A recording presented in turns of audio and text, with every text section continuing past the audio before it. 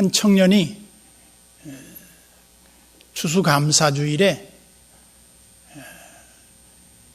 그 축제에 쓸 칠면조 고기를 신부 방에 가서 훔쳤어요. 훔쳐가지고 양심의 가책을 느낀 나머지 얼른 이제 신부 고해성사실로 들어갔어요. 고해성사실에 들어가서 신부님 대단히 죄송합니다. 제 죄를 용서해 주십시오. 저는 저의 가족을 위해서 칠면조를 훔쳤습니다. 부디 칠면조를 받아주시고 제 죄를 덜어주시기 바랍니다. 그러자 신부가 그건 절대로 안 됩니다. 속죄를 위해서 그것은 주인에게 돌려주십시오. 그러니까 주인에게 돌려주려고 해도 주인이 받지 않습니다. 그러니까 이제 뭔 말인지 모르죠. 그러니까 그 신부는 다시 말하지만 그 물건은 그 주인에게 돌려줘야 합니다. 그래서 다시 한번 이거를 신부님이 받아주십시오. 그러니까 그거는 안 됩니다. 그래서 이제 그 청년은 그러면 할 수 없습니다. 어떻게 해야 됩니까? 그랬더니 자네 말이 사실이라면 그 칠면조를 자네가 가져가게. 그러면서 얼른 고맙습니다 하고 고개를 푹 숙인 채 나왔어요. 그래서 집에 가서 보니까 축제에 쓸 칠면조 고기가 신부님 방에 거가 없어진 사실을 그때서야 알았다. 우리는 뭐 칠면조 그러면 이 추수감사주일에 뭐 익숙한 식품이 아니에요. 근데 전통적으로 미국 같은 데에서는 칠면조 고기가 빠지면 마치 추수감사절 축제가 아닌 것처럼 그렇게 여기는 그런 풍토가 있죠. 그래서 아마 이 칠면조는 원래는 이게 야생 닭이었던 것 같아요. 그래서 이 미국의 신앙을 위해서 오직 믿음 하나를 지키기 위해서 영국에서 대서양을 건너서 퓨리턴들이 보스턴의 플리머스 항에 도착을 하죠. 그 도착한 그 플리머스 항에서 그때 한 130여 명이 그 작은 목선을 타고 대서양을 건넜는데 배 안에서 여러 명이 죽었어요. 그래서 살아남고 미국에 도착한 사람이 102명이에요. 그래서 그걸 기념해서 미국에 가보면 지금도 그 상선이 보스턴 항구에 가면 있습니다. 그리고 그 플리머스 항에 맨 먼저 그 퓨리턴들이 도착했던 그 장소를 기념해서 그 발자국을 모형으로 이렇게 만들어 놨어요. 바닷가에. 그리고 거기에서 조금 떨어진 곳에 가면 최초의 퓨리턴들이 와서 살던 곳이 지금도 그대로 보존이 되고 있죠. 그 집은 판잣집으로 되어 있는데 그 안에 들어가 보면 그냥 판잣집으로 이렇게 집을 짓고 그 안에 부엌과 방이 다 있어요. 그러니까 우리나라처럼 무슨 온돌방이 아니라 부엌 입구에다가 불을 지피고 그냥 문 닫고 그 나무 판넬 안에 속에서 그냥 자는 거죠. 엉성하기 짝이 없어요. 그런데도 그들은 너무 감사했던 이유 중에 하나가 하나님을 예배하는데 핍박받지 않고 예배할 수 있는 자유를 얻었다는 것. 그거 하나가 그 사람들에게는 최고로 큰 기쁨이었어요. 그런 그들이 이제 한 300~400년을 지나면서 미국의 정신이 신앙에서 흐려지는 것을 발견하게 되니까 이때 한 기업가가 맨하탄에다가 엠파이어 스테이트 빌딩을 짓습니다. 그 빌딩의 층 높이는 102층이죠.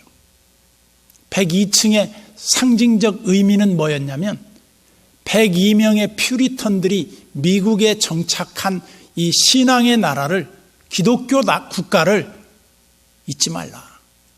이 나라는 신앙의 터 위에 세워진 나라다. 우리가 그 맨하탄 바로 건너편에 보면 105층 건물이 있어요. 102층에 올라가면 102층과 105층이 마주 보였어요. 그런데 9.11 테러 때 105층 건물이 무너졌죠. 그 미 무역센터인데. 근데 그 105층은 무너졌지만 102층은 아직도 건재해요. 102층에 올라가 보면 지금도 그게 철제 건물로 지어졌는데 세계 8대 불가사의로 들어간다고 그래요. 뭐가 그렇게 불가사의냐? 첫째는 그 건물에 지어진 기간이 불가사의예요. 102층을 짓는데 2년이 안 걸렸대요. 그리고 그 안에 여러 가지 그 불가사의가 있는데 거기에 들어간 철근과 모든 그 내용물이 세계에서 가장 튼튼한 건물로 지어졌다고 그래요. 그리고 바람이 불면 지금도 위층 꼭대기에 가면 그 건물이 흔들흔들하죠. 굉장히 바람이 셉니다. 그 맨하탄 쪽이 바람이 센데니까. 그런데 제가 105층도 올라가 보고 102층도 다 올라가 봤는데 그 올라가 본 그 경험에서 느끼는 건 뭐냐? 102층 건물은 신앙의 터 위에 지어진 건물이라면 105층 쌍둥이 빌딩은 미국의 경제력을 과시하기 위한 건물이었어요. 근데 우리가 아는 대로는 맨하탄은 그 집안이 다 돌로 되어 있다고 그래요. 그래서 그렇게 높은 건물을 지을 수 있다고 하는데 그 건물보다 더 중요한 것은 기독교 정신이다. 그래서 102명이 도착해서 그 퓨리턴들은 삶 자체가 우리하고 달랐다는 거예요. 뭐가 달랐느냐? 그랬더니 그 나무로 그 건물을 지을 때 그 나무 건물이 톱으로 켤 때도 기도하면서 켰다는 거예요. 그리고 못을 하나 박을 때에도 기도하면서 박았다는 거예요. 근데 지금 300년이 지난 그 건물이 전혀 보수를 하지 않았는데도 그대로 존재해요. 그 이유가 뭘까? 그것은 바로 기독교 정신이 그 건물에 박혀 있다는 거예요. 우리가 신앙생활의 많은 부분이 무엇과 연관이 되느냐면 감사와 연관이 되는데 신기한 게 감사는 부익부 빈익빈을 양산하는 하나의 귀한 열쇠가 된다. 여러분들이 잘 한번 보세요. 천성적으로 사람이 긍정적이고 감사하고 이렇게 삐딱하지 않은 사람들이 잘못될 확률이 거의 없습니다. 여러분들이 자세히 한번 여러분 주변에서 한번 보세요. 제가 교회에서 우리 주변에서 많은 사람들과 이렇게 교제를 하는데 제가 대학 동창회에 갔어요. 갔는데 아주 그 동창회 이제 예배를 마치고 같이 모여서 아주 친교의 시간인데 날카롭게 아주 질문을 하는 친구가 하나 있었어요. 그런데 이건 정말 분위기하고 안 맞아요. 동창회 만난 거는 뭘 따지는 자리가 아니잖아요. 어떻게 하면 또 좀 친목을 도모하고 잘할까 그런 자리인데 아주 그냥 찬물을 끼얹는 말을 하더라고요. 매우 당황스러웠어요. 어떻게 저렇게 말을 할 수 있을까? 난 그냥 가만히 듣고 있었죠. 저는 원칙이 뭐냐? 사랑하는 사람을 절대 마음 아프게 하지 않는다. 내가 사랑하는 사람한테 마음의 상처라든지 마음의 그 아픔을 줄 수 있는 말을 절대 안 하려고 그래요. 이 내 원칙이에요. 앞으로도 그럴 겁니다마는, 사랑하는 사람들이 마음이 아프면 내가 아프잖아요. 그래서 될 수 있으면 아픈 말을 안 하려고 그래요. 그런데 그 아픈 말을 하는 사람은 어떻게 됐을까? 그분이 아주 자그마한 이렇게 교회를 시작을 했는데 결국은 교회를 문을 닫았어요.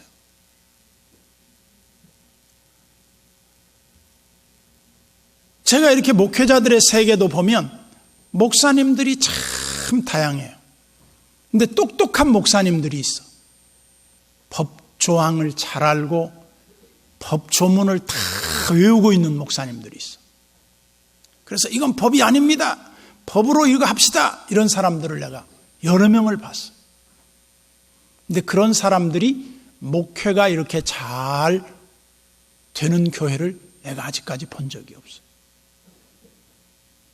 그런데 남의 허물을 덮어주고 화합하고 친교하고 사랑의 그 감싸줌이 있는 사람들을 보면 여러분들이 한번 보세요. 그런 사람들이 잘못된 예가 있는가? 없습니다. 그러니까 하나님의 뜻을 조차 사는데 그 하나님의 뜻을 조차 사는 것 중에서 가장 시험대가 뭘까? 감사할 줄 아는 거예요. 저는 똑똑한 사람보다 감사할 줄 아는 사람이 되라, 그러고 말하고 싶어요.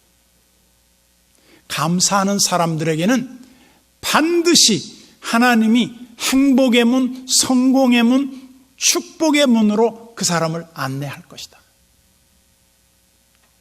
그런가 안 그런가 여러분들이 두고 보십시오. 감사에 대해서 우리의 그 많은 화제를 불러일으켰던 인물 가운데 하나를 더 들라고 하면 오프라 윈프리입니다. 세계 위인 100명에 들어가는데 10위 안에 들어가요. 오프라 윈프리가 말이죠. 그런데 오프라 윈프리의 그 생애를 보면 너무나 열악했어요. 가난했죠. 시골에서 태어났죠. 사생아였죠. 부모님들은 그를 양육하지 않았어요. 그래서 할머니, 할아버지 밑에서 자랐어요. 그리고 9살 때 먼 삼촌이 와서 성폭행을 했어요. 그래서 14살 때 아이를 낳아요. 미혼모 아이가 이제 거기에 태어나죠. 거기다 대고 그 애가 어린 시절에 죽어요. 그런데 이 오프라 윈프리는 정말 일생을 불만과 불평과 그냥 세상을 한탄하면서 살아도 시원치 않을 그런 삶이었는데, 이 오프라 윈프리가 그렇게 책 읽기를 좋아했대요. 그 책을 읽다가 어느 날 어느 순간에든지 모르지만 오프라 윈프리가 그때부터 자기 일기에다가 하루에 5가지 감사 일기를 쓰자. 이거 유명한 책이 됐죠. 그래서 5가지 감사의 제목을 열심히 찾았다는 거예요. 매일매일 이 노트에다가 일기에다가 쓰기 위해서 5가지의 감사를 매일 새 것을 찾아 쓰는 그에게 쉬운 일이 아니었겠죠. 그런데 일상 속에서 일어나는 감사의 조건들을 찾아보니까 너무너무 감사할 게 많은 거예요. 그런데 그때부터 이 오프라 윈프리가 인생이 풀리기 시작하는 거예요. 여러분들이 잘 아시겠지만 일본의 해군 제독 출신 한 명이 2차 대전에 전쟁을 마치고 오니까 자기 고향이 다 쑥대밭이 되고 폐허가 됐어. 그래서 배잔병으로 이제 일본이 제2차 세계대전을 패했을 때 이 사람이 일본에 자기 고국으로 돌아왔는데 너무 화가 나는 거예요. 그러니까 막 빈 깡통 차버리고 막 돌멩이 차고 막 그러다가 이 사람이 나중에 갑자기 어느 날 사지 마비가 오는 거예요. 팔이 안 움직이는 거예요. 세상에 불만이 너무너무 많은 사람이었어요. 근데 이 사람이 병원에 가서 진찰을 해봤어요. 내 병명이 뭡니까? 당신의 병명은 의학적으로 나타나지 않는 병입니다. 근데 왜 내 몸이 이렇게 굳어 있습니까?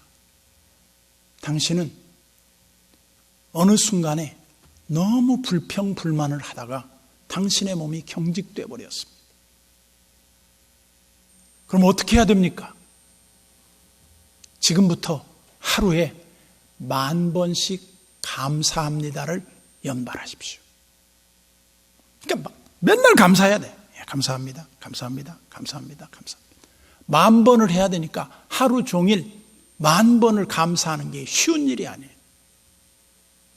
그런데 그렇게 10,000번을 하루에 10,000번 이상씩 감사를 하는 이 사람이 나중에 자기 아들이 학교에 갔다 오면서 길가에서 이렇게 감을 팔고 있는 그 사람에게 감을 사가지고 왔어. 그러면서 아빠 이거 감이 너무 맛있게 생겨서 가져왔어요. 그런데 이제 감을 내미는데 감사합니다 하면서 받았는데 손이 딱 펴진 거예요. 이게 실제 있었던 일 아닙니까? 우리는 감사는 우리의 삶을 기적으로 만듭니다. 그런데 우리가 감사의 빈곤이 우리의 삶을 얼마나 빈곤하게 만드는가.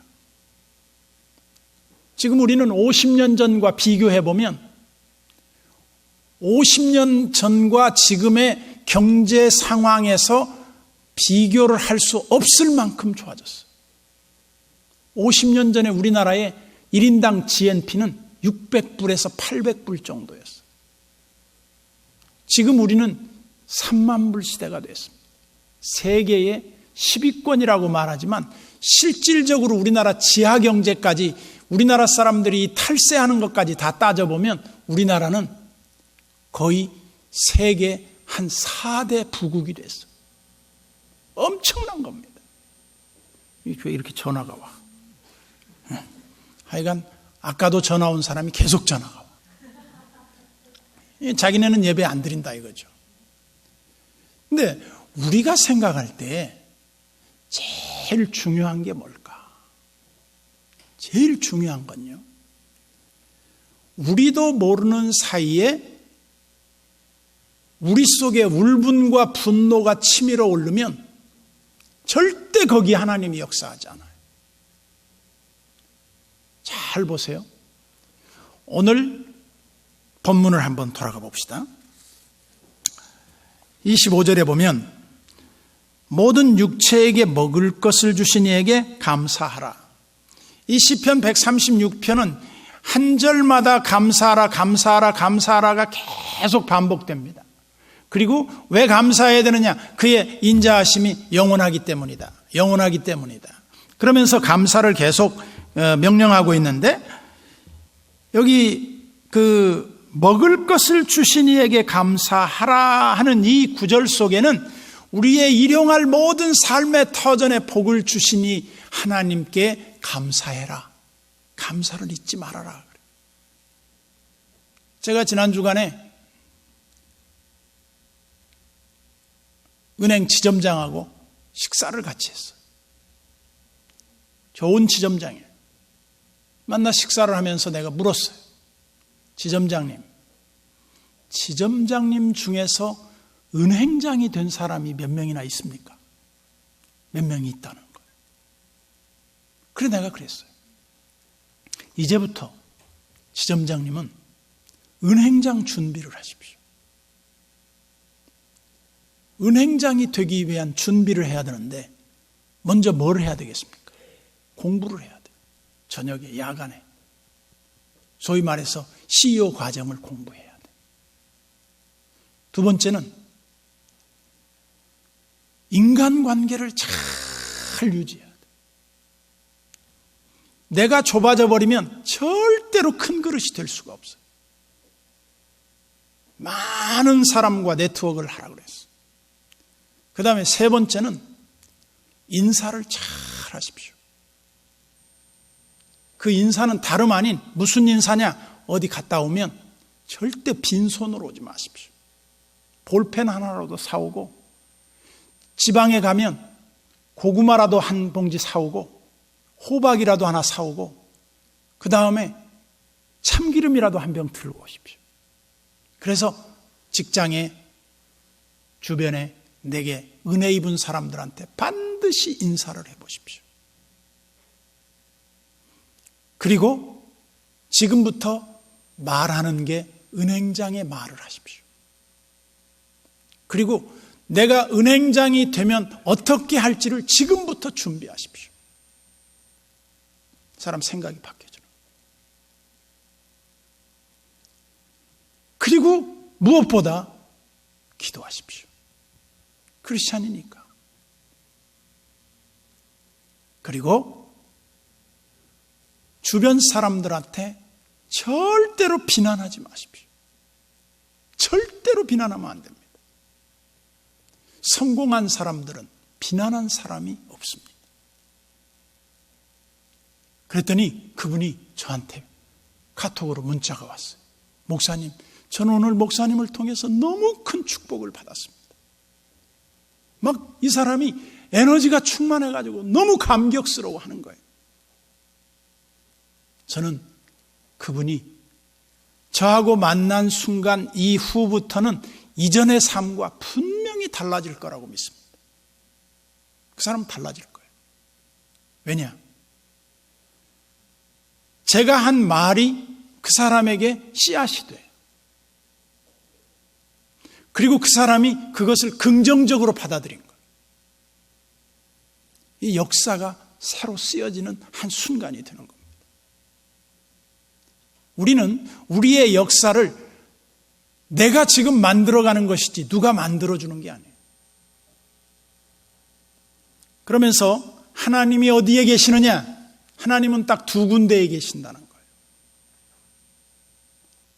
무슨 소리입니까? 하나님은 아니고 계신 곳이 없는데, 물론 하나님은 온 천지에 충만하신 하나님. 지옥에도 하나님이 계셔요. 다 계셔요. 하나님이 계셔요.